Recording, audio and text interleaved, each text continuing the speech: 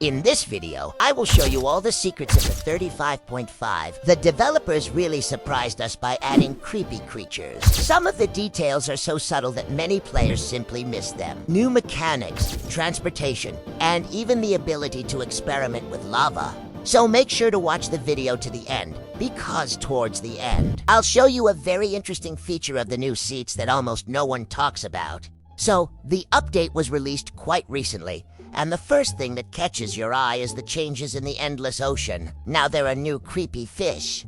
I think many people have already noticed them, especially after the official video from the developers, where these creatures were specifically shown in close-up, and honestly, they look really creepy. The most interesting thing is that there are already fish in the ocean that interact with the player. This means that the developers are clearly working on making the underwater world more alive. In the future, these creatures may be able to attack the player, react to light, or even hunt each other.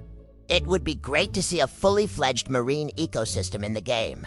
Speaking of depth, if you go very far down, where you can hardly see anything without lighting, you'll notice strange islands, and their shape is very much reminiscent of a turtle. There is a theory that this could be a hint from the developers for future updates. Perhaps later there will be a huge live turtle or some secret location. Developers like to leave such details in updates in advance. So I wouldn't be surprised if in a couple of versions we see a continuation of this theme. One of the most interesting new features is the ability to use lava in the mod editor. This opens up a wide range of possibilities for experimentation. Now you can create your own maps with volcanoes, traps, or even entire lava rivers. And of course, the first thing you want to do is mix water with lava. You'd think it would turn into stone or obsidian, like in other games, but it's much more strange than that. When you mix the liquids, the lava only changes color slightly. There is a reaction, but it's not what many people expected. Let's put the NPC Melon there.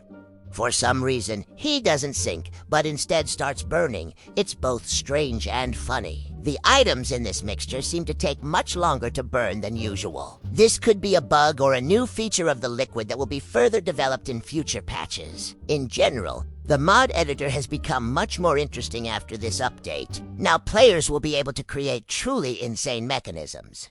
Imagine maps with lava traps, underground laboratories, or even entire survival challenges. I believe that the community will soon start creating very cool mods based on this mechanic. The next update was for transport, and the developers did a great job here too. The new bike is very detailed. At first glance, it looks like just another transport. But if you look closely, you can see how much attention has been paid to the details. For example, when the rear wheel rotates, you can see the chain moving. As the chain rotates, the pedals also start to turn. This may seem like a small detail, but it adds to the overall excitement and enjoyment of the game. And yes, if you think the bike is going to slow, you can fix that.